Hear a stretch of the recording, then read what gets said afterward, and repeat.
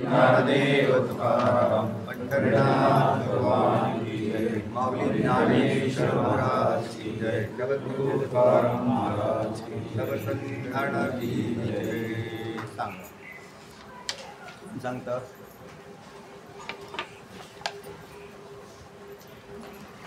नवीन कोणी अभ्यास केला? चैतन्य पूर्व पक्षाचं मानणं चालू होतं. पूर्व पक्षाचं मानणं आहे कर्म हेच मोक्ष प्राप्तीचं साधन आहे. त्यामध्ये आपलं जे पूर्व पक्ष म्हणजे कोण असतो? प्रश्न मांडणारे त्यांना ठीक आहे. ज्यांनी प्रश्न विचारतात त्याला पूर्व पक्ष म्हणतात. आणि सिद्धांती म्हणजे त्याचं उत्तर देणारे वेदांती, त्यांना सिद्धांती म्हणतात, वेदांती म्हणतात. सांग. त्यामध्ये आपलं विहित आणि निषिद्ध कर्म झालं होतं. आणि आपण मागच्या भागात पंचवीस प्रारब्ध आणि क्रियामान हे कर्म हेच मोक्ष प्राप्तीचे साधन आहे असं पूर्वपक्ष म्हणतो. आणि का म्हटला कर्म हे मोक्ष प्राप्तीचे साधन आहे असं पूर्वपक्ष का म्हटला? तर त्याचं कारण आहे की अध्यास सिद्ध होत नाही असं त्यांनी मागे मुद्दे मांडून अध्यासाचं खंडन केलं. आणि अध्यास जर सिद्ध होत नसेल तर दिसणारं जगत, भौतिक जगत हे सत्य आहे, हे सिद्ध होईल. आणि सत्य जगताची निवृत्ती कर्माने होते. म्हणून कर्म हे मोक्षाचं असं तिथपर्यंत आलतो आपण मागून. आता कर्म मोक्षाचं साधन आहे असं ठरल्यावरती मग कर्माचे प्रकार कोणते कोणते कर्म? तर कर्माचे मुख्य 4 प्रकार सांगितले. मुख्य 2 प्रकार सांगितले. कोणते? विहित आणि निषिद्ध. कर्माचे 2 मुख्य प्रकार, विहित कर्म, निषिद्ध कर्म. विहित म्हणजे जे करण्याची वेदाने काय दिलेली परवानगी दिली, हे कर्म केलं त्याचं तर त्याच्यामुळे जीवाला पुण्य उत्पन्न होईल. जे करू नये सांगितलं, बरं केलं तर काय होईल? पाप होईल. त्याला निषिद्ध कर्म म्हणतात. त्याचा विचार झाला. आता विहित कर्माचे 4 भाग. खळदकर साहेब, विहित कर्माचे 4 भाग कोणते? विहित कर्माचे 4 भाग दिले होते. कोणते? नित्य, नैमित्तिक, प्रायश्चित. आता तर ह्याच्यातच आहे. विहित कर्माचे हे 4 भाग. निषिद्ध कर्माचे किती म्हणताल तर पातक, उपपातक, महापातक हे निषिद्ध कर्माचे सुद्धा आहे. ते इथं काय लिहिलंय नाही, कारण ते लिहायची आवश्यकता नाही. तर ते दुसरीकडे कुठेही जाऊन पहा. निषिद्ध कर्म जे जे पीडा देतं लोकांना, मानसिक, कायिक, वाचिक जे पीडा देतं त्याला कोणतं कर्म म्हणतात? तुम्ही एखाद्याला पीडा दिली, मग ते वाचिक म्हटलं, वाणीने बोलून दिली, किंवा शरीराने मारलं त्याला, तर कायिक, वाचिक, मानसिक त्याच्या मनाचं संतुलन बिघडवून टाकलं, म्हणजे मानसिक त्याला मनाच्या द्वारे त्रास दिला. या सगळ्या पापकर्मामध्ये जातं. म्हणून निषिद्ध कर्मामध्ये जातं बरं हे. कायिक, वाचिक, मानसिक. तुकोबरायांनी सोपं केलं होतं त्याचं. पुण्य ते परोपकार, पाप ते परपीडा. एवढा मोठे आम्हाला तिकडे वेदाकडे जायची आवश्यकता नाही. पुण्य कशाला म्हणतात? परोपकाराला पुण्य म्हणतात. तुम्ही जर दुसऱ्यावर अपकार करत असाल तर आपण आणि पीडा देत असाल तर मग ते पीडेमध्ये हा भाग आला. कायिक, वाचिक, मानसिक. सोपा भाग आहे, फार सोपं आहे. गाथा पाहिली तर तुम्हाला हे वेदांत शास्त्र सोपं वाटेल. तर आम्हाला त्याची ओळख नसल्यामुळे मग आता सांगावं लागतंय ते. चला. आणि मग नित्य कर्म, नैमित्तिक कर्म. दररोज केलं जातं ते कर्म नित्य कर्म. कधीतरी निमित्ताने केलं जातं ते नैमित्तिक कर्म. जे काही कामना धारण करून केलं जातं. आणि प्रायश्चित्त, जर आपल्याकडून ज्ञात अज्ञात काही पातकं घडलेली असतील तर त्याच्या परिहारार्थ जे कर्म केलं जातं त्याला. त्याचे 2 प्रकार. कोणते? साधारण आणि असाधारण. आता सांग की सगळा गोशिवारा झाला मागं झालेला. एवढं सगळं लक्षात राहिलंच पाहिजे. एवढा सारा गोशिवारा तयार करून ठेवला तुम्ही, तुम्हाला ते काय होईल कळेल की हे नक्की काय आहे. बरं हे सगळं जगत चालतंय कशावर? कर्मावरच चालतं. तुमचे आमचे सगळे व्यवहार जे दररोजचे कर्म व्यवहार चालतायत ना, बस कर्मातून तुम्ही जे कर्म करणार ते सगळं खात्यात नोंदणी होणार. मागं झाली, आत्ता चालू, पुढे होत राहतील आणि जीव जन्म घेत राहतील. म्हणून आपल्याला कोणी त्रास देत नाही, आपणच आपले वैरी आहे. आपण मीच माझा मीच झालो शत्रू, कैचे पुत्रदारा कैचा मित्रू, कासया घातला पसरू, अहो जगद्गुरु तुका म्हणे. माझा मीच झालो शत्रू, आपण्या घात कर, शत्रू मी झालो दावेदार, तू तो कृपेचा सागर, तरी पार तुका म्हणे. तुकोबराय म्हणतात की आपले आपणच करावं. मग एक काम करावं, निषिद्ध कर्म करू नये, त्यापासून फारकत घ्यावी. विहित कर्म करायचं झालं तर त्याच्यात नित्य नैमित्तिक कर्म करावं, काम्य कर्म आणि काम्य कर्म करू नये. प्रायश्चित्त जर झालेलं चुकून झालं असेल तर प्रायश्चित्त कर्म करायला अडचण नाही असं शास्त्र म्हणतं. आता ह्या जिथे कर्माने मोक्ष सांगणाराने काय केलेलं आहे, सगळी संगती सांगितली. आणि मग आता त्याच्यानंतर कर्माचे जे 3 प्रकारात कर्म कसं विभागले गेले ते मुख्य कर्माचं काय सांगितलं, आतलं स्वरूप सांगितलं. आता त्याच्या प्रकारात तुम्ही म्हणता त्या पद्धतीने संचित कर्म, प्रारब्ध कर्म आणि क्रियमान कर्म, हे केले जाणाऱ्या कर्मात म्हणजे एकंदरीत करून ठेवलेल्या सगळ्या कर्माचे हिस्से झाले. जे कर्म भोगायला आलं नाही तर ते संचित, भोगायला आलं प्रारब्ध, आणि नवीन करायला सुरुवात केली तर हे अशा पद्धतीने कर्म कसं घडतं याच्यावरून हे भाग, आणि घडलेलं कर्म त्याची विल्हेवाट कशी लागते. तर हा विषय आता चालू आहे आपला, तोच विषय चालू आहे. सांगा आता. त्यांनी कर्माची माहिती सांगताना संचित कर्म, प्रारब्ध कर्म आणि क्रियामान कर्म असे 3 भाग केले. हा, म्हणजे जे आतापर्यंत आपण जेवढं कर्म करून ठेवलं त्याच्यात 2 हिस्से पडले, संचित आणि प्रारब्ध, आणि नवीन जे करणार आहे ते क्रिया. म्हणजे हे मानवी शरीरात होतं बरं, फक्त मानवी शरीरात, इतर कोणत्या शरीरात होणार नाही. इतर शरीरातला हिशोब धरलाही जात, त्यांना भोग योनी म्हटलेलं. मग म्हणजेच मानवाकडे फार मोठा अधिकार आहे, आणि मोठा अधिकार असेल त्याला जबाबदारीने वागावं लागतं, कसंही वागून नाही चालतं. मोठा मनुष्य आहे म्हणून मोठ्या व्यक्तीवरती त्याच्यावर जास्त जबाबदारी, तरी जास्त अधिक जबाबदारीने वागायला पाहिजे. म्हणून मानवाने जास्त जबाबदारीने वागावं. म्हणजे काय करावं तर कर्म करतानाही तोलून मापून मोजून केलं पाहिजे व्यवस्थित, किंवा ह्याच्यामुळे आपल्याला त्रास तर नाही ना होणार. दुसरा एक भाग आहे, मोक्षाची द्वारं खुलीत मानवी शरीरात, इतर ठिकाणी बंद करून ठेवलेली. मोक्षाचं द्वार बंद करून ठेवलेलं. इतर शरीरात मोक्ष मिळत नाही, देव झाला तरी मोक्ष नाही. इंद्रन, महेंद्रन, चंद्रन, अग्निदेवन, वायुदेवन काही नाही, हे सुद्धा बद्ध अवस्थेत आहेत. ब्रह्मदेव बद्ध अवस्थेत गेला. देवांचा देवही देवांच्या पेक्षा भारी शरीर तुमचं आहे. तुमचं माझं शरीर काय देवांपेक्षा भारी, पण आम्हाला याची किंमत कळत नाही ना, हा प्रश्न आहे ना. इहलोकीचा हा देह देव इच्छिता दीप आहे, धन्य आम्ही जन्म आलो झालं. पण आम्हाला इहलोकीचा हा देह खरोखर एवढा मोठा आहे हे कळतच नाही. म्हणजे तुम्ही देवापेक्षा श्रेष्ठ. स्वर्गीचे अमर इच्छिता ते देवा, मृत्यू लोके व्हावा जन्मा.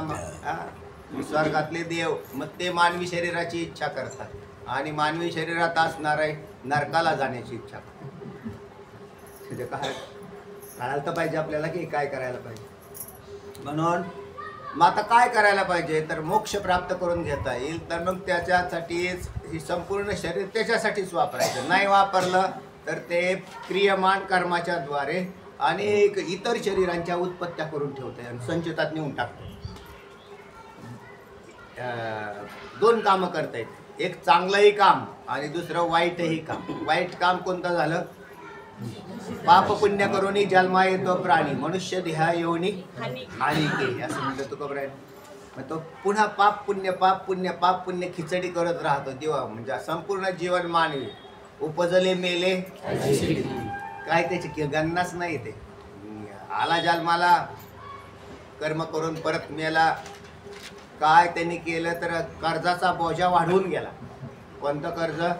अनेक शरीरं तयार करून गेला पुढची आणि संचितात जाऊन पडले.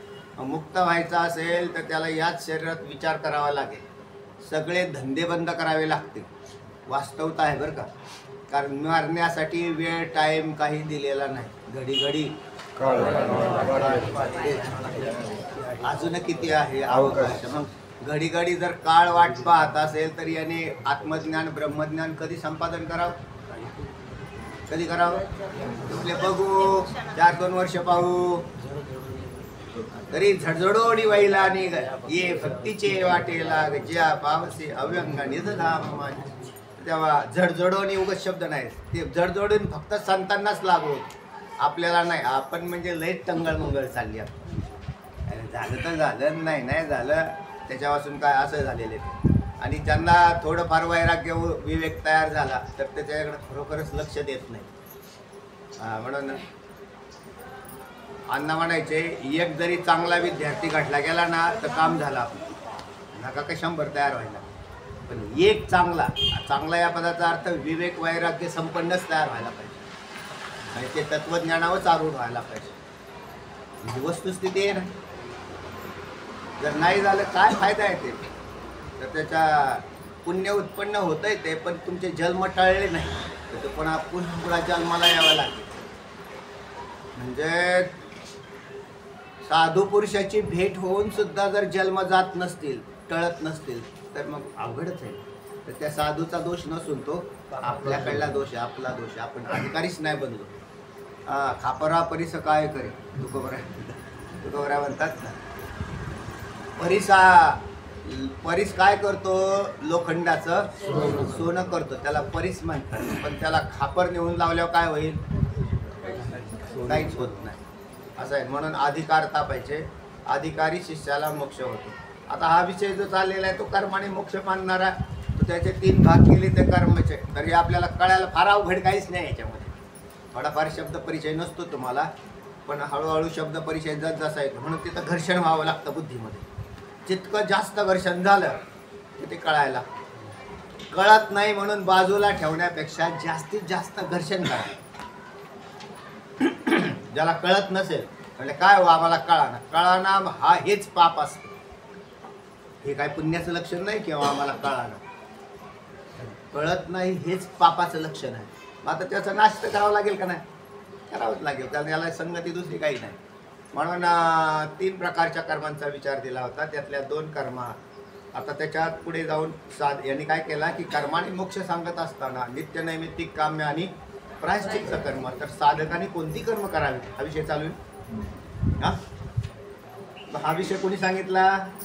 पूर्व पक्षाने सांगितला. हे लक्षात ठेवा. आता साधारण कर्म जे साधारण कर्म नाही प्रायश्चित्त.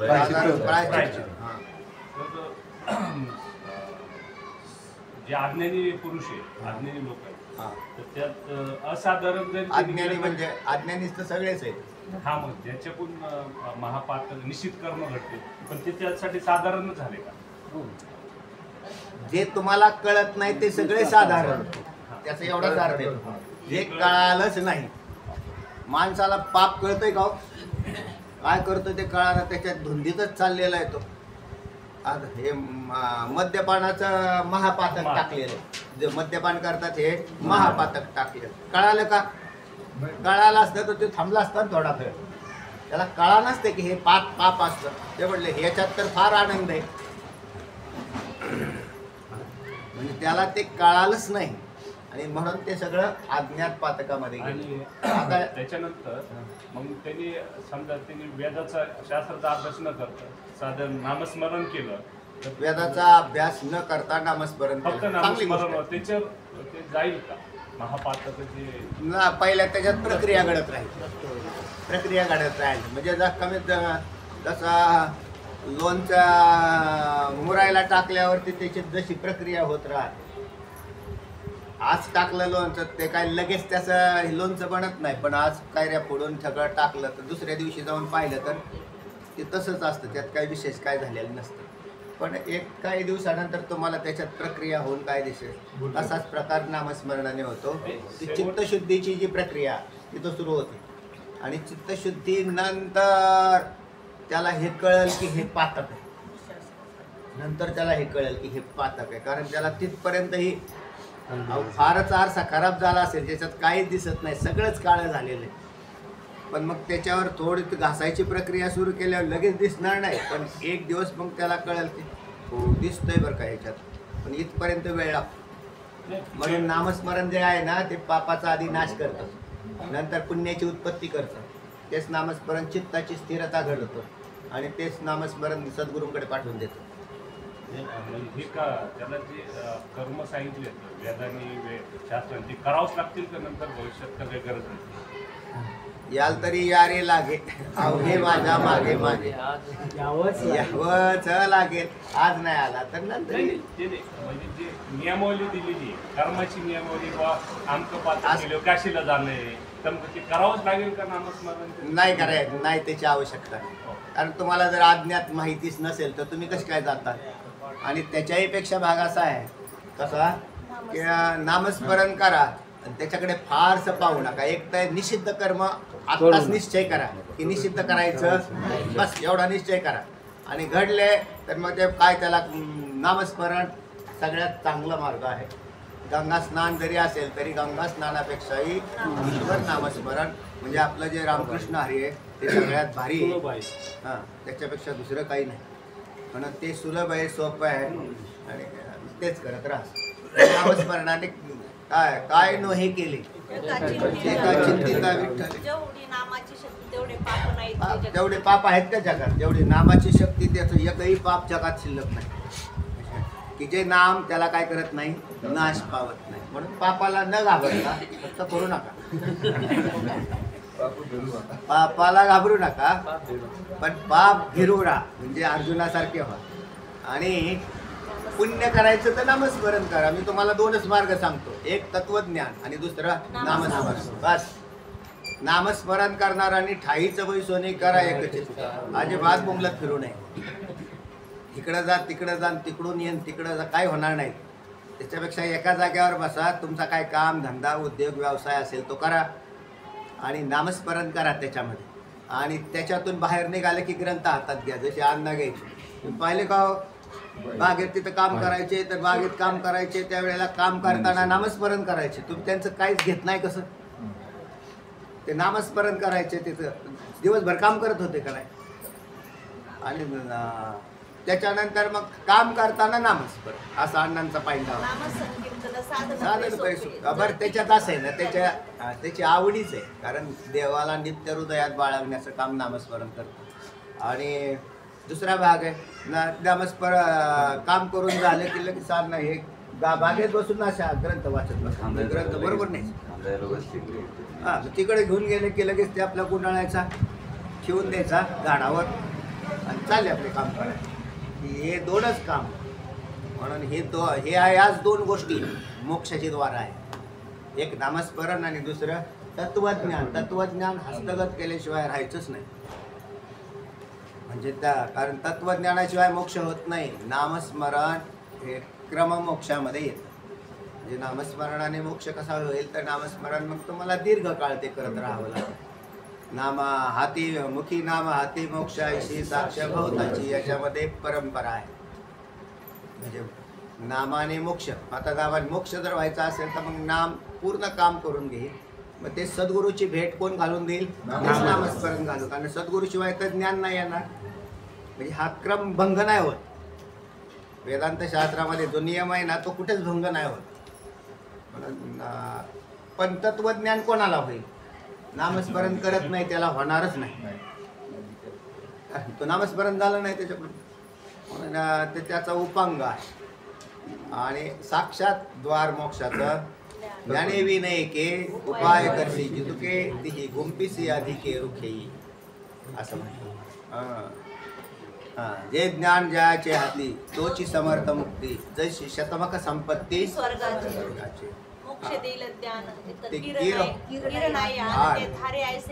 शुद्ध व्हावे आणि ते शुद्ध करण्याचं काम नामस्मरण. चला सांगा.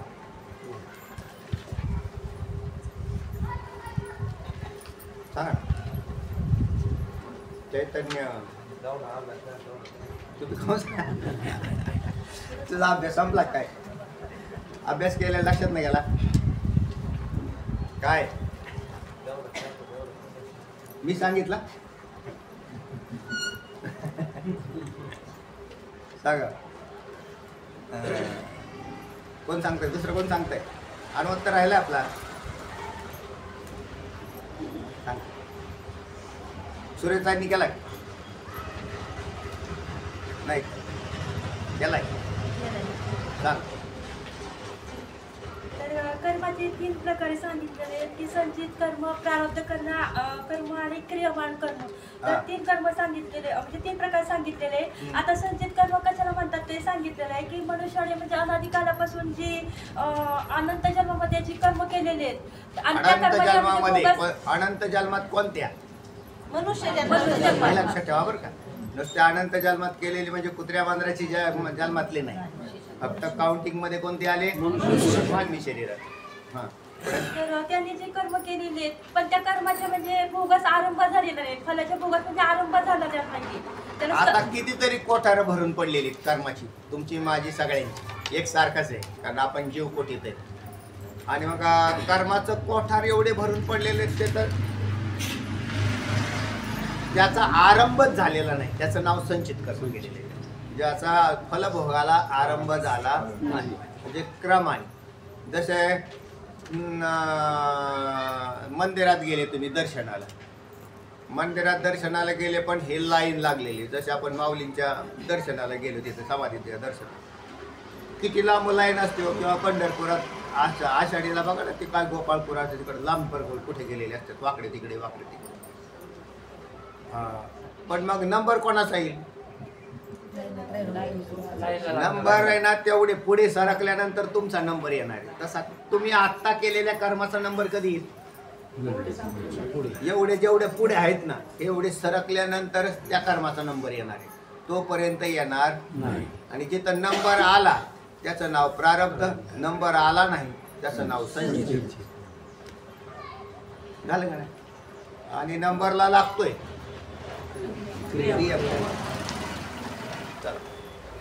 पुढे पूर्व पक्ष म्हणतो की संचित कर्मात काम्य आणि निषिद्ध या दोनच कर्मांचा म्हणजे भोग शिल्लक असणार आहे. कारण संचित मागील कर्मात- कर्मामध्ये काम्य कर्म आणि निषिद्ध कर्माचे भोग शिल्लक आहेत. त्याचं कारण त्याने नित्यनैमित्तिक कर्म मुमुक्षुने करावीत. नित्यनैमित्तिक कर्म हे पापाचा प्रतिबंध करतात हा. असं त्यांनी संगती लावलेली होती. आणि संचितात राहिलेल्या काम्य कर्म आणि निषिद्ध कर्माचा भोग देणं शिल्लक आहे तर त्याची संगती सांगतायत ना. सांगा. आणि पुढे सांगितलं की आता निषिद्ध कर्माचे पापाचे फल आणि काम्य कर्माचे पुण्याचे फल यांची निवृत्ती कशी होणार असं त्यांनी प्रश्न केलेला आहे. बिलकुल. तर ते म्हणतात की काम्य कर्माची जर आपल्याला निवृत्ती करायची असेल तर पण तिथं इच्छेचा अभाव असला पाहिजे. इच्छेचा अभाव असला तरच काम्य कर्माची म्हणजे निवृत्ती होईल असं तो म्हणतो. पूर्व पक्षाचं म्हणणं आहे. हा पण हे म्हणणं चुकीचं आहे. कारण कर्म एकदा झाल्यानंतर तुमची इच्छा हो मला काय कर्म भोगण्याची इच्छा नाही आणि मला कर्म भोगण्याची इच्छा आहे हे बोलता येणार नंतर नाही. तुम्हाला ते भोगावंच लागेल. भोगल्या वाचून गत्यंतर नाही. चला. त्याने उदाहरण दिलेलं आहे की एखाद्या पुरुषाने म्हणजे द्रव्य प्राप्ती करता म्हणजे प्रयत्न केले पण त्याला जर इच्छाच राहिली नाही द्रव्य प्राप्तीची तर मग त्याला म्हणजे ते द्रव्य प्राप्तच होणार नाही ना. म्हणजे इच्छेचा अभाव होईल त्याच्या इच्छेचा असं तो म्हणतो. तर आणि निषिद्ध कर्माचा नाश व्हायचा असेल तर साधारण प्रायश्चित्त कर्म केले पाहिजे. म्हणजे भगवंताचे नामस्मरण केले पाहिजे किंवा गंगा स्नान केले पाहिजे. असं साधारण प्रायश्चित्त कर्म केलं पाहिजे निषिद्ध म्हणजे काय कर्माचा होईल? निषिद्ध कर्माचा नाश नाश होण्यासाठी. होईल. दोन कर्माचा विल्हेवाट लावायची होती त्याला. कर्म 4 झाले, नित्य नैमित्तिक काम्य आणि प्रायश्चित्त. आता त्यात प्रायश्चित्त हे न करण्या त्याला बाजूला काढून टाका. सध्या राहता राहिलं नित्य नैमित्तिक कर्म हे मुमुक्षुने करावं त्यामुळे पापाला प्रतिबंध होतो असं त्याचं म्हणणं आहे पूर्व पक्षाचं. दुसरं काम्य कर्म आणि ज्या संचितात निषिद्ध कर्म राहिलेले तर त्या दोघांची विल्हेवाट निषिद्ध कर्मासाठी काय करावं? साधारण प्रायश्चित्त कर्म करावं म्हणजेच गंगा स्नान नामस्मरण आदी करावं. आता काम्य कर्माचा नाश कसा होईल? इच्छेचा अभाव तर झाल्यामुळे. इच्छेचा अभाव झाला की काम्य कर्माचा नाश होईल. अशा प्रकारे तो मुमुक्षू काय होईल? मोकळा होईल. ह्यांचा मुमुक्षू म्हणजे कर्मातला मुमुक्षू बरं का. मोक्षाची इच्छा असतो तो मुमुक्षू असा अर्थ घेऊन कर्माचा मुमुक्षू वेगळा आणि तत्वज्ञानाचे भिन्न केले. पुढे आता प्रारब्ध कर्म कशाला म्हणतात ते सांगितलेलं आहे की ज्या कर्माच्या फलभोगाचा आरंभ होऊन आपल्याला हे शरीर जे प्राप्त झालेलं आहे त्याला प्रारब्ध कर्म म्हटलेलं आहे. आणि या प्रारब्ध कर्मात म्हणजे एकच शरीर प्राप्त होतं असं काही नियम नाही. 10, 20 किंवा 100 शरीर आपल्याला प्राप्त होऊ शकतात. म्हणजे ज्या वेळेला ते कर्म बाहेर पडतात त्यावेळेला 10, 20 कितीही कर्म त्याच्यातून काय पडू शकतात, बाहेर पडू शकतात. परत या मनुष्य शरीरात म्हणजे विहित आणि निषिद्ध कर्मे करूनच म्हणजे पाप पुण्याची उत्पत्ती होत असते आणि त्या योगेच म्हणजे आपल्याला ही शरीर प्राप्त होत असतात. पुढे सांगितले की ज्याप्रमाणे म्हणजे डोंगराचा एक दाणा पेरला असता त्यापासून म्हणजे अनंत दाणे तयार होतात. त्याप्रमाणे एका मनुष्य जन्मात आपण जे म्हणजे बरे वाईट जे कर्म करतो त्या कर्मापासून म्हणजे पुढे आपल्याला अनंत तसेच म्हणजे बरे वाईट म्हणजे जन्म एका बीजा केला नाश तेने भोगिले कनिस असं तुकोबराय म्हणतात. तसा एक बीजाचा नाश म्हणजे एका मानवी शरीर आणि एका मानवी शरीराला आलेले दाणे म्हणजे अनेक प्रकारची शरीर. हे सगळं एका देहावरती अवलंबून आहे. म्हणून एका मानवी शरीरात जर रस्ता चुकला तर तो पुन्हा आणखीन चुकीच्या रस्त्याला फार लांबवर गेला. या मानवी शरीरामध्येच आपल्याला याचं चिंतन करता येतं आणि मुक्तही होता येतं किंवा बद्धही होता येतं. दोन्ही आपल्याच हातात दिलेत. त्यामुळे आम्हाला बद्ध व्हायचं आहे मग बद्ध व्हा. आम्हाला पाप करायचं आहे अडचण नाही. आम्हाला पुण्य करायचं आहे तुमचे तुम्ही ठरवा. म्हणजे पूर्ण कर्म स्वातंत्र्य दिलेलं आहे देवाने सगळ्यांना पूर्ण. ते म्हणले चोरी केल्यावर काहीच होत नाही महाराज करा. दान पुण्य केल्यावर काय त्यांनी तरी काय होतं तेव्हा काही दिवसाला प्रत्यक्ष मग नसलं करायचं तर करू नका. करायचं असलं तर करा. तुम्हाला जोपर्यंत याचं हे सगळं कळणार नाही तोपर्यंत हा जीव अनादिकालापासून तुम्ही आम्ही बद्धच आहेत ना हो. आणि हे न कळल्यामुळे बद्ध आहेत का कळल्यामुळे राहिले. कळण्यामुळे राहिले आम्हाला कळालं नाही.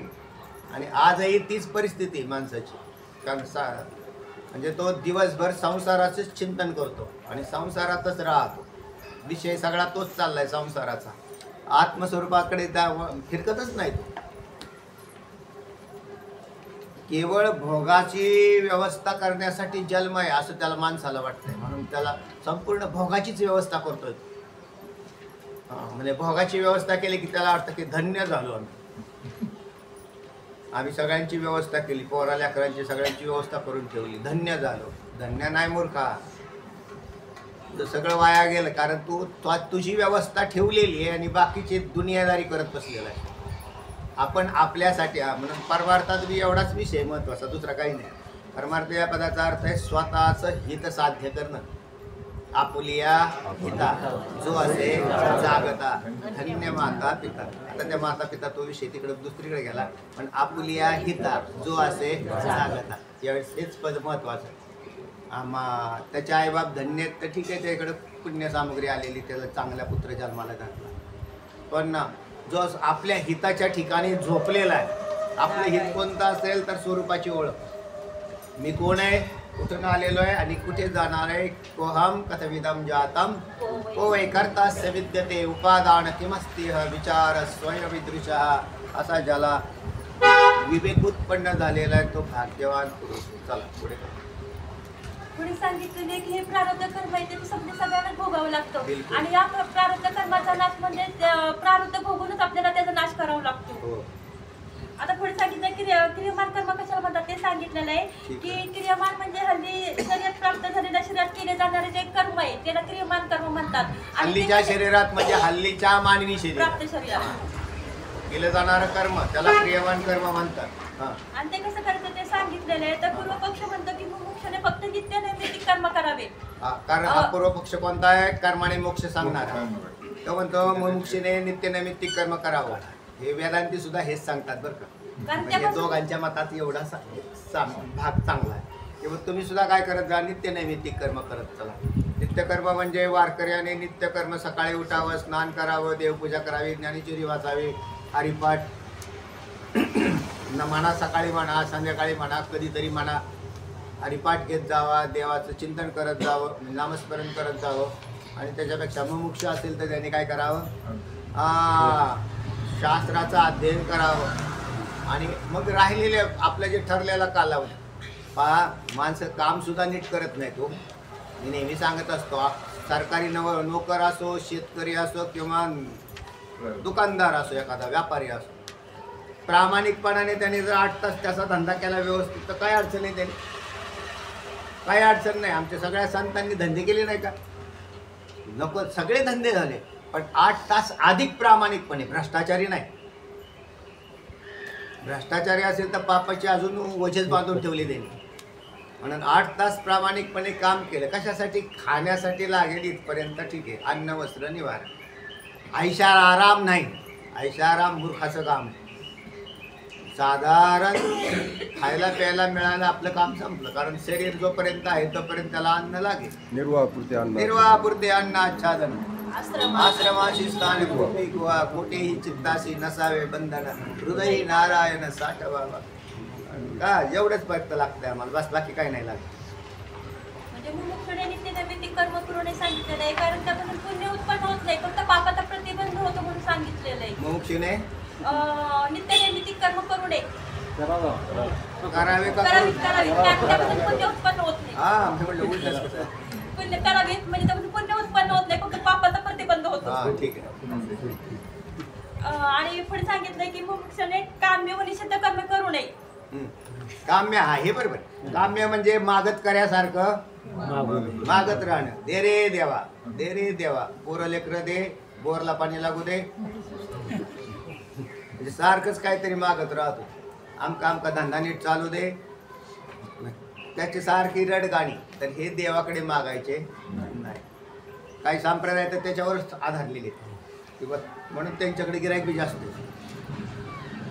कारण तिथं थोडंसं नुसतं असं करून थांबलं की ते लगेच ते म्हणले देव देतो, हा देतो. आणि त्यांचे डोळे झाकलेले ते तरी काय करतो. वारकरी संप्रदायाने ही जी सकामता आहे ती नष्ट केली. देवाकडे काही रडगाणं नाही. कारण त्याला इतका आज्ञा समजू नका की त्याला काही कळतच नाही. ज्याला सगळ्यांचं सगळं एकाच काळात कळतं तो देव आहे. सगळ्यांचं कळतं, सगळं कळतं, एकाच काळात कळतं, त्याचं नाव देव आहे. सर्वज्ञ आहे तो. आणि मग असा नाही तो आंधळा की त्याला काही कळत नाही. 10-20 रुपयाच्या नारळावर खुश होईल असा नाही. म्हणजे इकडे ह्याने भरपूर कुटाने करायचे आणि तिकडे नेऊन उदबत्त्या लावायच्या. हा चतुरातू शिरोमणी, तो सगळ्यांचा शिरोमणी. 20 रुपये खर्च करतात आणि 20 लाखाचं मागतात. असे सकामी लोक. हातचं सोडून नाही तर हे लोक, यांना देवही कळाला नाही, धर्म कळाला नाही, काही नाही, अशी अवस्था आहे. पण करतात ते बरे, नसल्यापेक्षा बरे. पुढं पुढे सांगितले की काम्य कर्म केले नाही तर पुण्य होत नाही आणि निषिद्ध कर्म केले नाही तर पाप होत नाही, असं सांगितलेलं आहे. निषिद्ध कर्म करू नये. मग चांगली गोष्ट आहे, नका करा, चांगलं आहे. निषिद्ध करूच नाही. निषिद्ध कर्म घडले तर असाधारण प्रायश्चित्त करायचं सांगितलेलं आहे. त्याचप्रमाणे संचितातील जे अज्ञात म्हणजे पातक आहेत तर त्या पातकांचा नाश करता त्यांनी म्हणजे ईश्वराचं नामस्मरण करावं, गंगा स्नान करावं, असं साधारण प्रायश्चित्त सांगितलेलं आहे. बरोबर. आणि संचितातील जे काम्य कर्म आहे तर त्याच्या इच्छेच्या अभावाने म्हणजे त्याचा नाश होत हे सांगितलेलं आहे. आणि पूर्वपक्ष म्हणतो की अशा प्रकारे म्हणजे पाप पुण्य उत्पत्तीचा जर प्रतिबंध केला तर मोक्ष म्हणजे मुक्तच होऊन जाईल. असं कशाने मोक्ष होईल? हा कर्माने मोक्ष होईल असं त्याचं म्हणणं आहे. तर कर्माने मोक्ष होईल तर आपल्याला ऐकायला काही अडचण नाही. कारण नेहमी कोणता कामा ही असं ना, वादी प्रतिवादी दोघांचंही बोलणं ऐकून घ्यावं लागतं. त्या पद्धतीने आपण आतापर्यंत कोणाचं बोलणं ऐकलेलं आहे. पूर्व पक्षाचा अजून थोडा भाग आहे राहिलेला त्याचा, तर आपण पाहू. पुढे सांगितलं की वेदांत मताचे ज्ञानी लोक असतात तर त्यांच्या संचित कर्माचा म्हणजे ब्रह्मज्ञानाने नाश होता असं सांगितलेलं आहे. आणि आम्ही तोच सिद्धांत घेतला इकडं सुद्धा. कारण इच्छेचा अभाव झाला की काय होतं, ते कर्म भोगायला येत नाही म्हणून. तर आम्ही तोच सिद्धांत इकडे वापरतोय. म्हणजे इच्छा करू नये आणि आत्ता जर सांगितलं ना की सकामता ठेवू नका, म्हणजे आपोआपच निष्काम भक्ती करा, तर तोच सिद्धांत त्याने तिकडं उचलला. आणि तो म्हणतो असं जर केला तर केलेल्या काम्यकर्माच्या असणाऱ्या म्हणजे इच्छेचा अभाव झाला की ते काम्यकर्म लागत नाही. तोच विषय ना. म्हणजे ते म्हणतात निषिद्ध आणि काम्य कर्म न करता फक्त नित्य नैमित्तिक कर्म केलं तर मग मुमुक्षुला म्हणजे मोक्ष प्राप्ती होतं असं पूर्व पक्षाचं म्हणणं आहे. बिलकुल. हा बरोबर आहे ना. एवढंच झालंय का? एवढंच झालंय का विषय? किंवा अशी कल्पना करावी की हे झालंय का?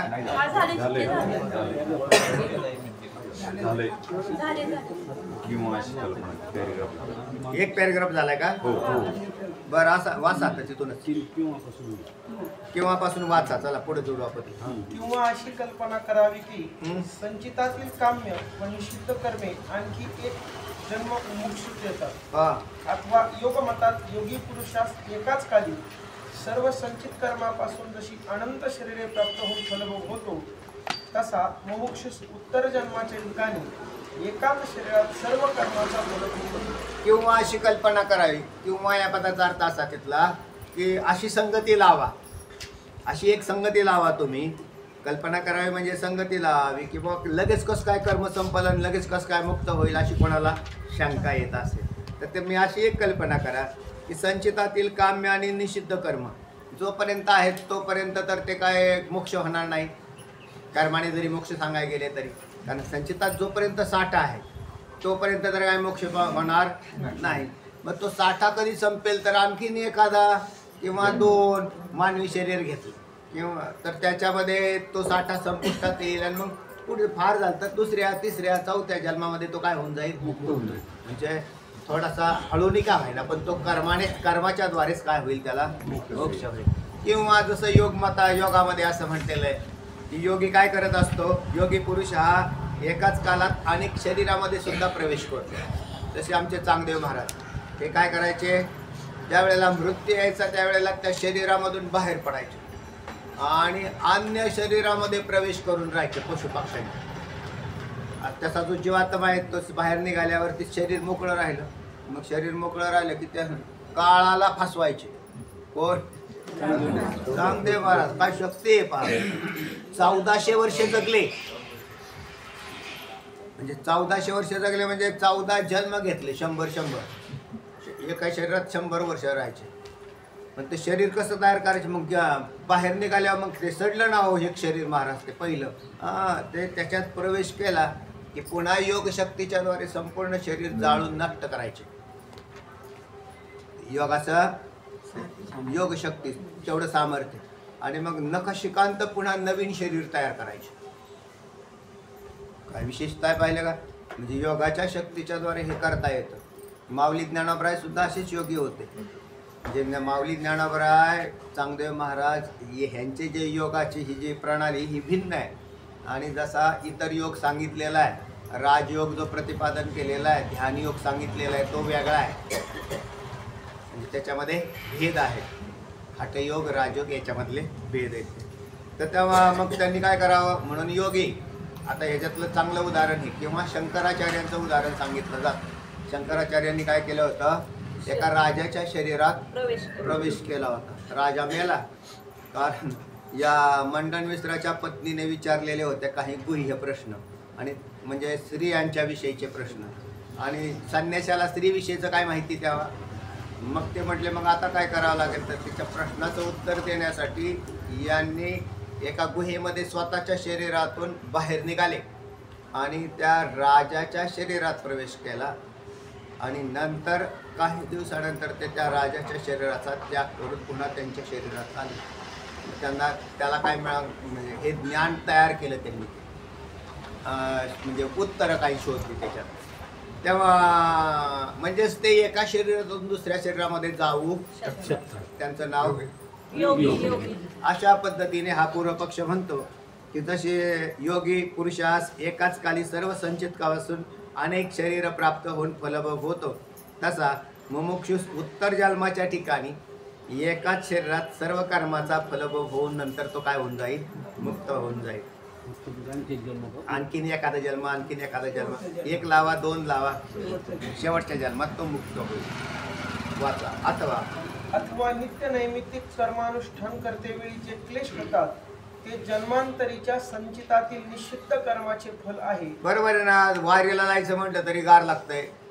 थंडीच्या दिवसात माऊलींच्याकडे चालले असेल तर कुटकुट कुटकुट कुट करत चालले. ते म्हणजे का सुखासाठी आले का दुःखासाठी आले? तुम्ही वारीला चाललेले तर तुम्हाला दुःख होतं का नाही? रस्त्याने चालले, उन्हाळ्याचे दिवस असतील, इकडं पैठणचे तर भयंकर वाडी खतरनाक राहत, त्याच्यामध्ये पाय होरपळतात, वरून ऊन, अगदी धग चाललेली आहे, पाणी पाणी होतंय सगळं. हे त्रास आहे, कष्ट आहेत का सुख आहे? आणि ज्यांना भजन येत नाही त्यांना तर भयंकरच कष्ट. मागं राहते नाही पुढे जाते, नाहीतर एखाद्या रिक्षाला हात करते चाललं बसून तर ते असं आहे का नाही?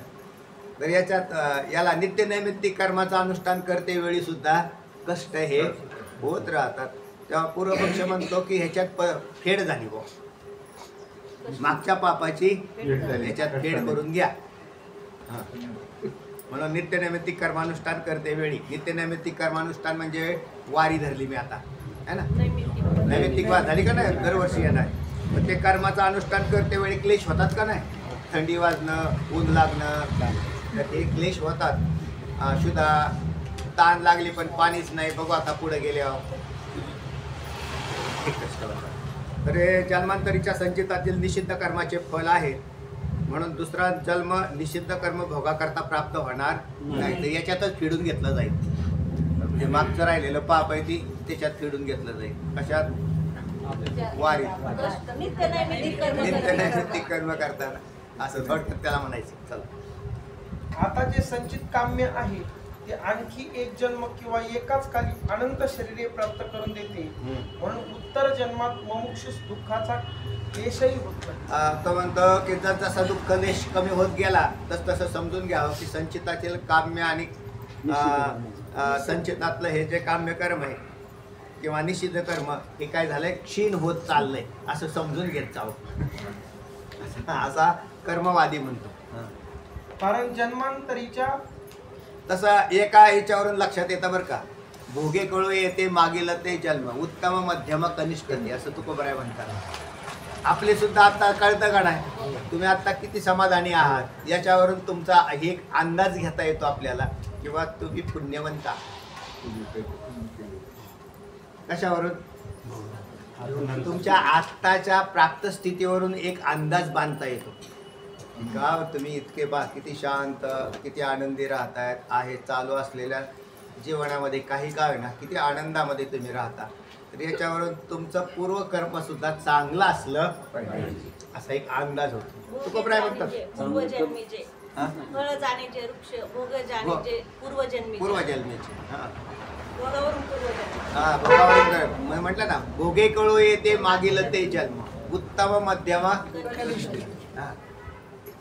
नुसतं नावं ठेवून नाही काय भागत. एखादा मनुष्य चांगला असेल, चांगल्या सुस्थितीत असेल तर म्हणजे तो पापी हे नाही लक्षात म्हणता येणार तुम्हाला, कारण त्याला ते प्राप्त झालं. ज्या अर्थी त्याच्याकडे ती प्राप्ती झालेली त्या अर्थी त्याचे आता त्याच्यातलं कोणतं पुण्य असेल, म्हणजे काम्य म्हणजे सकाम पुण्य असेल का निष्काम पुण्य हे नाही ओळखता येईल. विशेष करून आमचे वारकरी ते निष्कामामध्ये आलेले, कारण याच्यात ज्या अर्थी त्यांना निष्काम देवाची भक्ती आवडायला लागली, चित्तातून आवड झाली का नाही तुम्हाला, नाही काही मागत आम्ही, तर त्या वेळेला समजून घ्यायचं की हा निष्काम करून व्हायला आलेले, हा निष्काम व्यक्ती आहे हा. आणि जो मनुष्य निष्काम असतो तो अधिक सुखी राहील, जो सकाम असतो तो दुःखी, निश्चितपणे दुःखी राहील तो. म्हणून निष्कामता ही सुखाला हेतू झाली. चला, केवळ सुख उपभोग होतो, कारण जन्मांतरीच्या फक्त विहित संचित कर्माने प्रस्तुतीचे शरीर प्राप्त झाले आहे. बरोबर, त्याचं एकच शरीर आहे ते संचितातील विहित संचित कर्माने प्रस्तुत शरीर प्राप्त होतं. म्हणजे त्याचा बाकीचा निषिद्ध काम्य कर्माचे भोग संपून केवळ काय झालेलं आहे, एकच शरीर प्राप्त झालं त्याचं. जन्मांतरीचे संचितातील निषिद्ध कर्म हे पूर्वजन्मातच नित्य संपवले. नैमित्तिक कर्म अनुष्ठानाच्या क्लेशाने भोगून संपविले आहे. संपवलेला आहे. हा कर्माने मोक्ष मानणाऱ्यांनी ही संगती लावलेली आहे.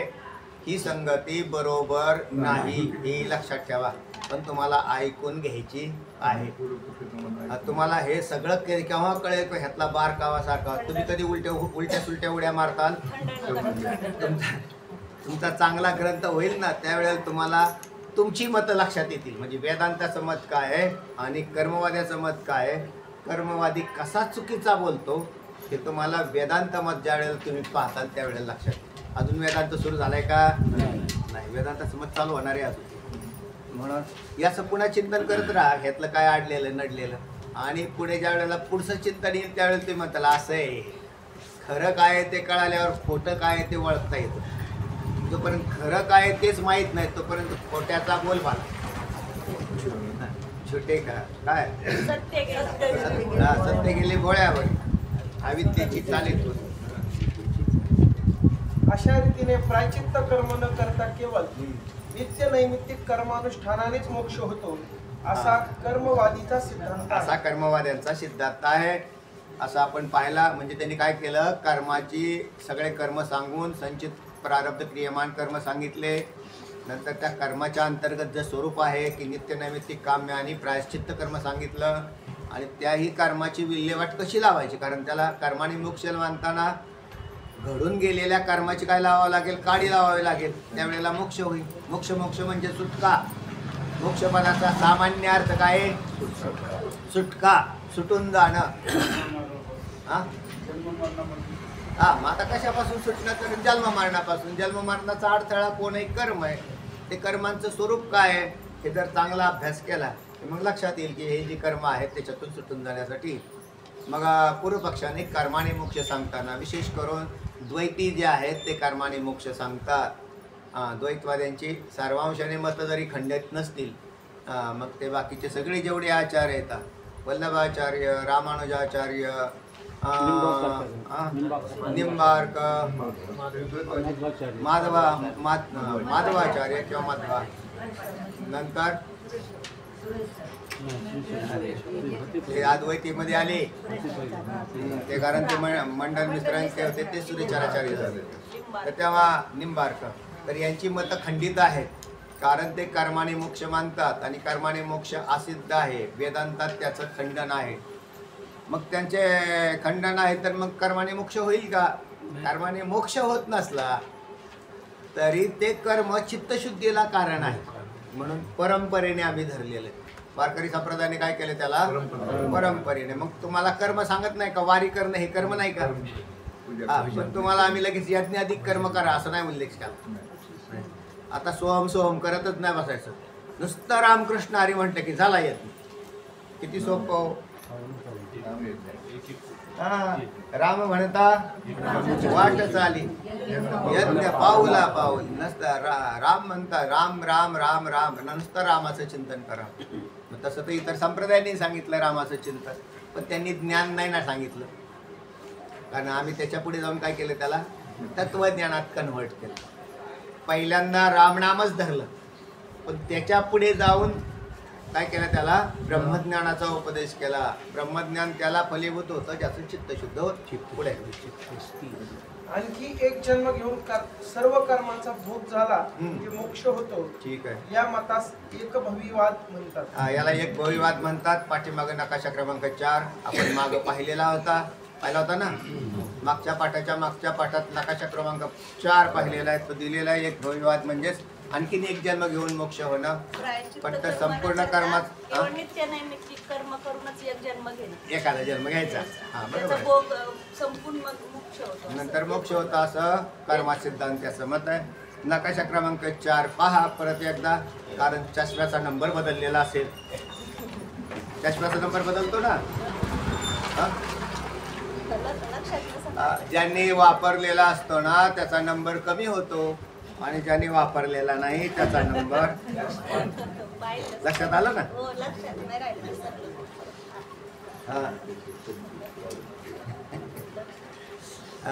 चष्मा ज्यांनी वापरलेला असेल त्याचा नंबर कमी झालेला असेल. म्हणजे तुम्हाला कळेल हे मला सांगायचं आहे. आणि ज्याने वापरलेलाच नाही चष्मा त्याच्या नंबरमध्ये एक तर फरक पडलेला नसेल. म्हटले महाराज पहिलं जसं कळतंय तसंच कळतंय. म्हणजे तसंच कळलं नाही तुम्हाला ते हळूहळू जास्त कळायला पाहिजे. तळमळ काय आहे? जास्तीत जास्त कळून तो लगेच. कारण कळणं या पदाचा अर्थ ज्ञान आहे. तत्वज्ञान कसं आहे? ते म्हणले महाराज ब्रह्मज्ञान सांगा ना पटकन एखाद दिवशी म्हणजे मुक्त होऊन जाईल. पण आता आम्ही काय सांगतो तेच ब्रह्मज्ञान आहे. त्याला हळूहळू त्या बाळाची गुटी माहिती का तुम्हाला? माता भगिनींना माहिती सगळ्या. गुटी बनवायची होती पहिले. आता करतात का नाही मला माहिती नाही करत. असं का? त्यांचा विषय निघाला ते जास्त सांगते त्याच्या कारण त्याला ते हे होत ना. मग ते गुटी बनवायच्यात म्हणजे त्याच्यात काही आयुर्वेदिक ही असतात आणि मग त्याचे ते दुधामध्ये मिसळून त्याला मग ते दिली जाते. त्याला तशी ही बाळ गुटी आहे ब्रह्मज्ञान.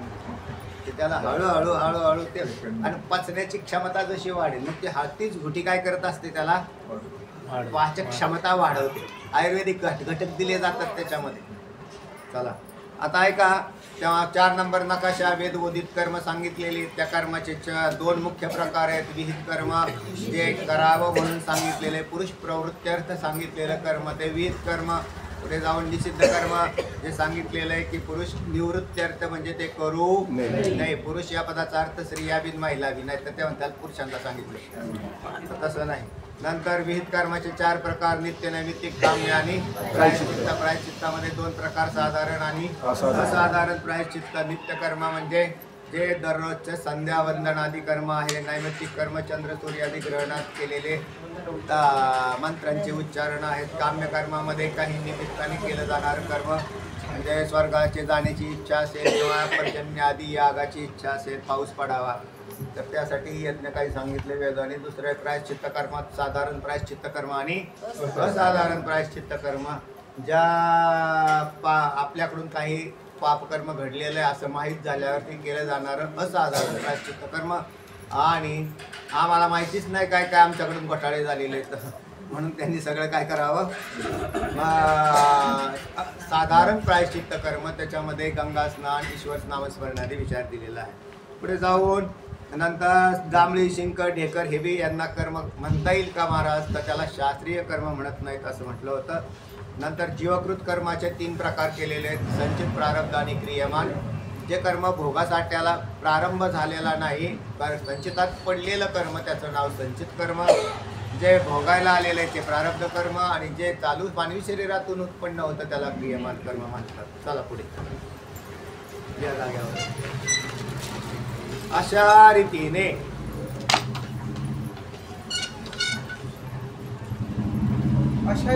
कर्माने मोक्ष होतो. अशा रीतीने कर्माने मोक्ष होतं. हे कोणी सिद्ध केलं? म्हणून बंधाच्या निवृत्ती करतात ज्ञानाचे प्रयोजन नाही. बंधाच्या आता बंध पदाचा अर्थ बांधून ठेवणं.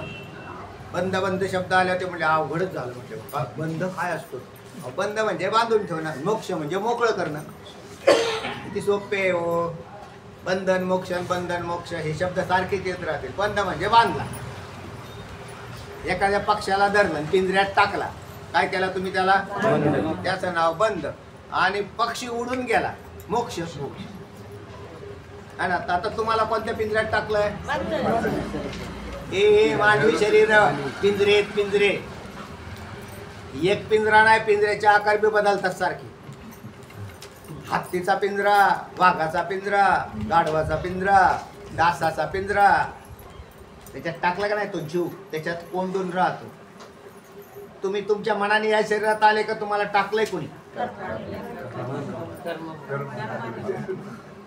आमच्या मनाने तुमच्या मनाने नाही. जा आता पुढचे जन्म नाही ब्रह्मज्ञान झालं तर पुढचा जन्म लागलेला आहे.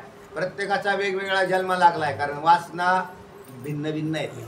आणि कोणा लागला जन्म गाढवाचा तुमच्या मनाने जाणार का तुम्हाला टाकणार? लागला डुकराचा जन्म त्याच्या मनाने गेला डुकराच्या जन्माला का टाकला? टाकला त्याच्या जन्मात गेला तिथे काही तुम्हाला दुसरं काही नाही, क्वार्टन झोपायला, मौजन मजान, एसीन, ICU, काय म्हणतात ICU हॉस्पिटलमध्ये AC ICU हे तसलं काही भेटणार नाही. नुसते उन्हाळ्याच्या दिवसात राख राख राख जीव बाहेर काढून ते कुत्रे जसे फिरतात ना तर त्याला हेच सांगितलं होतं आम्ही की नीट अभ्यास कर, मानवी शरीर असल्या तिथे आत्ता काय हे करत नाही. वस्तुस्थितीच आहे हो तशी. खुशाल झोपा काढतात लोक, अभ्यास नाही काय नाही, आणि मेलाच. कोणताही मनुष्य कोणत्याही वेळेला कधीही मरेल. लक्षात असं ठेवा की कोणीही कधीही जाईल, एवढी तयारी करून ठेवा. आणि मग तसं जर असेल तर मग आपलं कसं काय व्हायचं महाराज? मग आम्ही तुम्हाला तेच सांगतो, आत्ताच सावध व्हा. सावध होई बापा. सांगा. म्हणून ग्रंथारंभ निष्फल आहे. हा, बरे ज्ञानापासूनही मोक्ष या रीतीने कर्माने मोक्ष होतो, म्हणून बंधाच्या निवृत्ती करता ज्ञानाचे प्रयोजन नाही. म्हणून तुमचा ग्रंथारंभ त्यांनी कोणाला उडवलेलं आहे? ब्रह्मज्ञानाला. ब्रह्मज्ञानाची काही गरज नाही, तुम्ही फक्त कर्म करा. एका अंशात काही गोष्टी मानण्यासारख्या आहेत बरं का, हे लक्षात ठेवा. कोणत्या? खरोखर चांगलं कर्मच करा, विहित कर्म करा. हे वेदांतीही सांगतात, निषिद्ध कर्म करू नका. आम्ही तुम्हाला हेही सांगतो, काम्य कर्म करू नका, निषिद्ध कर्म करू नका, नित्य नैमित्तिक कर्म करा. हे तुम्हाला एवढं कळालं की बाकी सगळं कळून जाईल यात. हा, मग कर्म करा, कारण कर्माची तर पुतळेच आहेत ना, है ना. आय सव्यसाची मूर्ती लावून देहाची खंती करती, कर्माची ते गावंडे गामावली म्हणतात. कर्मा शरीर पुतळा कर्माचाच आहे ना, मग कर्म करा पण विहित करा, निषिद्ध करू नका. आणि त्या कर्मापासून एक तर मोकळं व्हायचा प्रयत्न करा. म्हणजे असं आहे, ज्या वेळेला ज्ञान होतं ना, मनुष्य वेगळा कधी होतो? ज्या वेळेला त्याच्यात रस राहत नाही ना तेव्हा. ज्याला प्रपंचात रस निर्माण केव्हा होतो? तर प्रपंच सत्यत्व बुद्धीमध्ये धारण होतो, त्यावेळेला त्याचा प्रापंचिक रस जसाच्या तसा असतो. भले वेदांत चिंतन करो नाहीतर भक्ती करो, पण त्याच्या चित्तात जर प्रपंच सत्यत्वाची भावना असेल तर तो सोडेल का? त्याला नाही सोडत तो. आणि हेच वेदांत शास्त्र त्याचा खुंटा ढिल्ला करतो. खुंटा ढिल्ला करतो म्हणजे माहिती समजलं ना. सत्यत्वाचा खुंटा काय केला? ढिल्ला केला. मग ते म्हणले आता तुम्हाला नाही काय होते, पाठीमाग म्हणले होते ते असं असं 5 एकर घ्यायची, काही निघाले ते म्हणले वा आता आपली काय तसं नाही, पैसे आहेत तुमच्याकडे. ते म्हणले आता इच्छाच नाही राहिली मला. माग ना असं वाटत होतं बोर टाकावं, बोर घ्यावं, एक शेततळ करावं, त्याच्यामधून वर पाईपलाईन न्यावं, त्याच्यात झाडं लावावं, पण आता मला काही इच्छा राहिली नाही. का? अरे हे खोट आहे सारं, काय त्याच्यात विनाकारण आपला टाइमपास करत बसला. याच्यापेक्षा भगवत चिंतन करणं, एका झाडाखाली जाऊन एकांतात जावं आणि भगवत चिंतन करावं. असं बुद्धीच होत नाही. तो उठसूट उठतंय त्या खटाटोप त्या प्रपंचात करत राहतो. पण मग का कधीतरी कळेल त्याला. फक्त त्याने रेग्युलर काय करावं? हे चिंतन करावं. म्हणजे एक दिवस खुंटा ढिल्ला होईल. खुंटे ढिले करायसाठीच पाठ आहे. हा, बळकट खुंटा हा फिरतच राहत. कर्मगाडा म्हणजे जात. आमच्या आई माऊल्या सगळ्या काय करायच्या पहिल्या त्या अशा जात्यावर. आता नाही राहिले, ते दिसतच नाही ते बरेच. ते फक्त लग्नात हळदीला आणतात कुठून तरी. त्या सईबाई ग बाई. पण ते कर्मरूपी जात फिरायचं बंद करी होईल. खुंटा ढिल्ला झाला तो 17 वेळा जर पडायला लागला तर ते म्हणजे आता जाऊन म्हणजे बंदच करू. आणि जर पॅक बसवलेला असेल तर सत्यत्वाच्या दगडाने त्याला जर ठोकलेला असेल चांगला तर ते फिरतच राहते. आणि तेच जर ढिल्लं झालं की तो म्हणतो आमचं जात आता बंद पड. जात बंद पडणं म्हणजे मोक्ष, आणि जात चालू राहणं म्हणजे बद्ध. चला, अशा रीतीने कर्माने मोक्ष होतो, म्हणून बंधाच्या निवृत्ती करता ज्ञानाचे प्रयोजन नाही. हा, असं तो म्हणतो ब्रह्मज्ञानाची गरज नाही. हा, म्हणून ग्रंथारंभ निष्फल आहे. ठीक आहे. बरे ज्ञानापासूनही मोक्ष होतो असे मानले तरी ते त्याचे मुख्य फल आहे असे म्हणता येत नाही. बर. जसे नीलपितादी रूपाचे ज्ञान नेत्र इंद्रिया वाचून दुसऱ्या कशानेही होत नाही. म्हणून रूपाचे ज्ञान हे नेत्राचे फल आहे. बरोबर आहे. रूपाचं ज्ञान हे नेत्राचं फल आहे. कारण रूपाचं ज्ञान चक्षुरेंद्रिय सोडून कोणत्या इंद्रियाने होईल नाही. म्हणून एकच त्याला म्हणायचं एक असाधारणता आहे त्याच्यामध्ये, म्हणजे केवळ नेत्रानेच होत. आता तुमचा मोक्ष जर कर्माने बी होत असेल आणि ज्ञानाने होत असेल तर तुमचं ज्ञान निष्फळ होईल. कारण एकच गोष्ट दोघांच्याकडून घडत असेल तरी एकाला बाधपणा येतो. म्हणून तुमचं ब्रह्मज्ञान बाधित आहे. चला मुद्द्यात खंडन करायचं ना त्याला. तसे जर ज्ञाना वाचून दुसऱ्या कोणत्याही उपायाने मोक्ष झाला नसता, हा तर मग ते त्याचं विहित साधन ठरलं असतं. पण इथं तो मोक्ष कशाने सिद्ध केला याने? कर्माने. म्हणजे तुमचा ज्ञानाने होतो आणि आमचा कर्माने होतो. म्हणून दोन दोन मोक्षाची साधना याचं काही कारण नाही. म्हणून तुमचं ब्रह्मज्ञान निष्फळ आहे, आमचं कर्म सिद्ध. जर ज्ञाना वाचून दुसऱ्या कोणत्याही उपायाने मोक्ष झाला नसता तर ज्ञानाचेच फल मोक्ष म्हणता आला असतं. पण आता तुम्हाला म्हणता येणार नाही. ठीक आहे. कारण त्याने काय केलेलं आहे? कर्माने मोक्ष सिद्ध केलेलं आहे. पण वर सांगितल्याप्रमाणे कर्मानेही मोक्ष होतो. म्हणून ज्ञानाचे मुख्य फल मोक्ष नाही. याकरिता ग्रंथारंभ निष्फळ आहे. बिलकुल. तुमचा ग्रंथारंभ काय झाला? निष्फळ झाला. आमच्या मताने अधिकाऱ्याचा असंभव, विषयाची असिद्धी आणि प्रयोजनाचा अभाव आहे. म्हणून संबंधही सिद्ध होत नाही. आतापर्यंत जो मुद्दे झाले त्याच्यामध्ये अधिकारी, विषय, प्रयोजन आणि संबंध एवढ्या 4 मुद्द्यावरच हा दुसरा तरंग फिरतोय. त्याच्यातला अधिकाऱ्याचा असंभव पूर्वपक्षाने केला, नंतर सिद्धांताने अधिकारी सिद्ध केला म्हणजे झाला. नंतर विषयाची असिद्धी केली पूर्वपक्षाने आणि वेदांताने विषय सिद्ध आहे हे सिद्ध करून दाखवलं. मागचा विषय परत सगळा डोक्यामध्ये घ्या. नसेल तर तुम्हाला ऐकण्यासाठी यूट्यूबवरचे सगळे पाठ आहेत मागचे. त्याच्यावर भाग क्रमांक 1, भाग क्रमांक 2, भाग क्रमांक 3 टाकलेले आहेत. सगळे ऐकले की तुमच्या डोक्यात बरोबर विषय वाचणार आहे. झाले. नंतर प्रयोजनाविषयी निर्माण झाला. आत्ता तो काय म्हटला की प्रयोजन संभवत नाही म्हणजे फल, प्रयोजन पदाचा अर्थ. पण आता त्याने का संभवत नाही तर हे करत असताना त्याच्यात अध्यास परंपरा दाखवून है ना, अर्थाध्यास आणि कारणाध्यास हे दाखवलं त्यांनी पाठीमाग. नंतर अर्थाध्यासाची सामुग्री, कारणाध्यासाची सामुग्री हाही विषय आणला आणि ती सामुग्री सिद्ध होत नाही म्हणून अध्यासच सिद्ध होत नाही आणि अध्यास सिद्ध होत नाही म्हणून मोक्ष कर्माने होतो. अशा प्रकारचा भाग प्रतिपादन केला.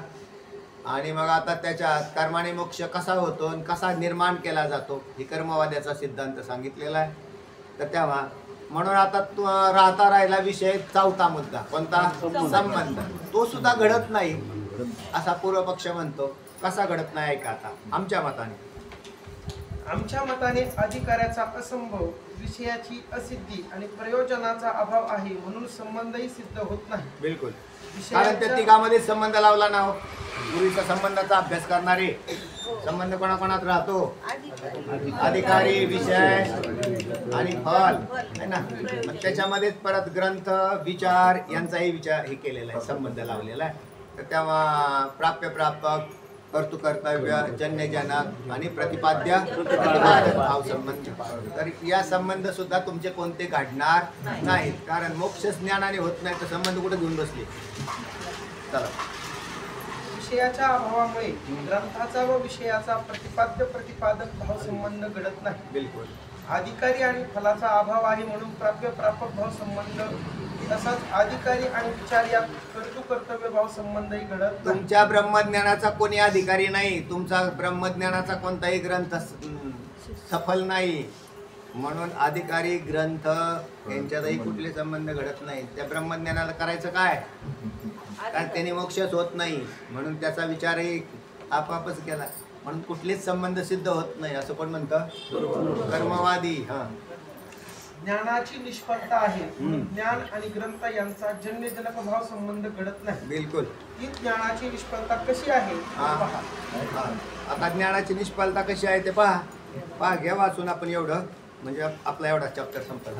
वेदांती म्हणतात त्याप्रमाणे मोक्ष प्राप्त करून देणारे अद्वैत ब्रह्मज्ञान उत्पन्न होणेच शक्य नाही. बिलकुल. अद्वैत ब्रह्म नेहमी वार करताना बारीक नाही करायचा. वार करताना मोठा वार झाला पाहिजे. हा म्हणजे त्या मुळासकट असा जीव लावून जोर लावून झाला पाहिजे, तरच मग काहीतरी होतं. उगाच थोडंफार जर असं मारलं तर ते नाही चालत. म्हणून पूर्व पक्ष कसा म्हणतोय, कर्माने मोक्ष सांगणारा अद्वैत ब्रह्मज्ञान उत्पन्न होणे शक्य नाही. कारण जगात असणाऱ्या प्रत्येक वस्तूपासून काहीतरी फल प्राप्त होते. हे लक्षात ठेवा बरं. त्यातला काही भाग चांगला आहे आता की जगात निष्फळ अशी वस्तूच उत्पन्न होत नाही. जगात सगळ्या ज्या पदार्थांच्या उत्पत्त्या होतात त्या पदार्थाला काहीतरी फल हे असतं. कोणी म्हणजे डास निर्माण केले देवाने, कशासाठी केले असतील बरं? तुम्हाला चावायला. फल काय त्याचं? या पदाचा सुख किंवा दुःख दोन्ही. डास कशाला देवाने निर्माण केले? आमची झोप मोडायला. तुमची झोप मोडण्यासाठीच निर्माण केलेली. म्हणजे डासांना सुद्धा फल आहे का नाही? माश्या असं ते काय आंब्याच्या दिवसात तर सारखे असेच करावं लागतं. काय करणार मग? ते तुम्हाला क्लेश व्हावेत अशी कोणाची इच्छा आहे? तुमच्या कर्मानुसार भगवंताची इच्छा आहे. म्हणून तुम्हाला क्लेश देण्यासाठी सारखाच तुमचा हात असा जावा आणि वैतागतो तो बऱ्याच वेळाला. चला, निष्फल अशी वस्तूच उत्पन्न होत नाही. पुष्कळ वस्तू निष्फल उत्पन्न झाल्या आहेत असं वाटतं, असं लोकांना वाटते. परंतु सूक्ष्म विचार केला तर त्या सर्व वस्तूस फल आहे. बिलकुल सगळ्या वस्तूला काय आहे? फल आहे. माशा अंगावर बसल्या किंवा डास चावले तर हे प्राणी किंवा अशाच तऱ्हेचे कोळ्यांची जाळी वगैरे पदार्थ निष्फल आहे असे वाटते. आता कोळ्याची जाळी आहे तर माहिती तुम्हाला? कोळी असे जाळे विणतो आणि कुठेही विणतो तो, एका झटक्यात काम करतो. सकाळी जर असं राज चाललेला असतो, इथून जर इकडे गेलेला असेल तर इकडे सुद्धा असतं चालताना तोंडाला लागतं ते धागा बारीक धागा. एखाद्या घरात प्रवेश करायचा बंद असेल 2 दिवसाचं, त्यांनी तेवढ्यात ते जाळे लावून टाकलेले असतात त्याच्या. चला काय म्हणताय ते ऐका, तिथला विषय काय. परंतु त्यांच्यापासून दुसऱ्यांना दुःख होते हेच त्यांचे फल. फल शब्दाचा केवळ सुख असा अर्थ आहे असं नाही. तर अशी एक कथा आहे की कोणी एक धनिक पुरुष प्रवास करीत असता डोंगराळ प्रदेशात त्याचे पाठीस एक चोर लागला. कोण? एक धनिक पुरुष. पूर्वी पाय जायचे, ह्या डोंगरातून त्या डोंगरातून जायचं म्हटल्यावर, आणि त्याच्यातही दिवस जर गेलेला असला तर ते फार लवकर झटपट जावं लागायचा. पण तेवढ्या अरण्यात एक चोर होता. ते चोर त्या धनिकाच्या मागं लागतो. ठीक आहे. चोर भय चुकवण्याकरता तो धनिक डोंगराच्या गुहेत शिरला. बर. चोर गुहेजवळ येतो. इतक्यात गुहेच्या तोंडाशी एका कोळ्यानं जाळी केली. तो आतमध्ये गेला आणि कोळ्याने लगेच काय केले? तिथं ते स्पेशलच कोळी राहतात. त्याने लगेच सणासण एक जाळं विणलं. जाळं विणल्यावर ते तो चोर त्या गुहेच्या तोंडाशी आला. तो काय फुटफुटला ते ऐका. चोर तिथे आल्यानंतर त्या गुहेत तो धनिक गेला असेल असे त्यास प्रथम वाटले. त्याला वाटलं बरोबर इथं तर लपून बसला असला पाहिजे या गुहेत, असं पहिल्यांदा वाटले. पण नंतर असेही वाटले की जर या गुहेत तो शिरला असता तर हे कोळ्याचे जाळे मोडले असते. बिलकुल. कारण माणूस आत गेल्यावर काय होईल? ज्या अर्थी हे जाळं मोडलेलं नाही त्या अर्थी हा असं तो पुटपुटत होता. असे आपल्याशीच पुटपुटून चोर पुढे गेला. हे त्याचे पुटपुटणे धनिकाने ऐकले. तेव्हा कोळ्याच्या जाळ्याने आज मला जीवदान दिले असे त्यास वाटले. बरोबर आहे. वाचवलं का नाही? कोणी वाचवलं? निष्फल असे पदार्थ जगात निर्माणच होत नाही. त्याला फल हे काहीतरी असतं हे सांगायचं. चला, तात्पर्य प्रत्येक वस्तूपासून काही ना काही सुख असो किंवा दुःख असो पण फल आहे. बिलकुल फल आहे. दुःखाला सुद्धा फलच म्हणतात बरं. माशांनी आपल्या तोंडावर घोंघम करणं आणि आपल्याला क्लेश होणं हे काय? फलच. आणि आता त्या कोळ्याच्या जाळ्याने धनिकाला वाचवलं हे काय? तात्पर्य प्रत्येक वस्तूपासून काही ना काही सुख असो किंवा दुःख असो पण फल आहे. निष्फल अशी एकही वस्तू उत्पन्न होत नाही. तुमचे ब्रह्मज्ञान दुःख तर देत नाही कबूल आहेच. बर. ब्रह्मज्ञान दुःख देतंय का? नाही देत. बर, ठीक आहे. बरे बंध निवृत्ती करून सुख देते. सुख देतंय का? तर सुखही नाही, कारण बंध निवृत्तीच होत नाही त्याने, तर सुखही नाही. म्हणजे दुःखही नाही आणि सुखही नाही. म्हणजे तुमचं ब्रह्मज्ञान कसं झालं? निष्फळ झालं. त्याला मुद्दा काय सिद्ध करायचा आहे? निष्फळ आहे. आणि निष्फळ पदार्थ जगात उत्पन्न होत म्हणून मग असं म्हणा ना की ब्रह्मज्ञान नावाचा कोणताही पदार्थ जगात उत्पन्नच झालेला नाही. तुम्ही विनाकारण त्या जगताप महाराजाच्या नादाला जा बसा. ते म्हणजे काय सांगतील म्हणजे ब्रह्मज्ञान नाही, काय आज उत्पन्नच झालेलं नाही. विनाकारण काय काम आहे त्याचं? म्हणून असा कोणताही पदार्थ उत्पन्न झालेला म्हणजे ब्रह्मज्ञान नाही हे सांगितलेलं. लक्षात आलं? चला. बरे, बंध निवृत्ती करून सुख देते म्हणावे तर बंध सत्य असल्यामुळे दुःखाची निवृत्ती आणि परमानंद प्राप्ती हेही त्याचे फल नाही. नाही, कारण बंध सत्य आहे. बंध सत्य असल्यामुळे दुःखाची निवृत्ती आणि परमानंदाची प्राप्ती. तुम्ही काय फल सांगितलं होतं आम्हाला ग्रंथ सुरू करताना? दुःखाची निवृत्ती आणि परमानंदाची प्राप्ती. पण हे कधी हे कशावर आधारित आहे तुमचं? मिथ्या ठरलं जगत तर. आणि आम्ही जगत कसं ठरवलं? सत्य. म्हणून तुमच्या त्या दुःखाची निवृत्ती परमानंदाची प्राप्ती ठेवून द्या गुंडाळून कुठतरी. आणि हे ब्रह्मज्ञान काही खरं नाही. म्हणून चला पुढे. कोणत्याही प्रकाराने ब्रह्मज्ञानाचे फल सिद्ध होत नाही. एकंदरीत फल सिद्ध होत नाही. आणि सफल वस्तू जन्य म्हणजे उत्पन्न होते असा नियम आहे. जिला काहीतरी फळ आहे तिला म्हणतात सफल. तर तेव्हा सफल वस्तूच जन्य म्हणजे उत्पन्न होते असा नियम आहे. ज्ञान सफल नाही म्हणून त्याची उत्पत्ती संभवत नाही. ठीक आहे. अर्थात ज्ञानाचा आणि ग्रंथाचा जन्यजनक भाव संबंध घडत नाही. म्हणजे संबंधही घडत नाही, अधिकारी सिद्ध नाही होत. त्याचा आता त्यांच्या दृष्टीने तर अधिकारी विषय संबंध आणि प्रयोजन आणि संबंध, तर हे कुठलंच घडत नाही असं तो म्हणतो. म्हणून प्रयोजनाच्या व संबंधाच्या अभावामुळे ग्रंथाचा आरंभ घडत नाही. अशा पद्धतीने 9व्या मुद्द्यापर्यंत आपण आलो. 10वा आता सिद्धांत मताने कार्याध्यासाचा संभव. आता इथून पुढे कोण वार करतील? सिद्धांती वार करतील. तुमचं ह्यांचं बोलणं इथं संपलेलं आहे. म्हणजे हे पूर्व पक्षाचं बोलणं संपलेलं आहे. हे पुन्हा पुन्हा चिंतन करून या पुढच्या वेळेला आणि पुढचंही अभ्यास करून येत जावा आणि वाचन करून, म्हणजे तुम्हाला त्याची ओळख होते आणि पुढे प्रवेश. कुंडली करधारी श्री ज्ञानदेव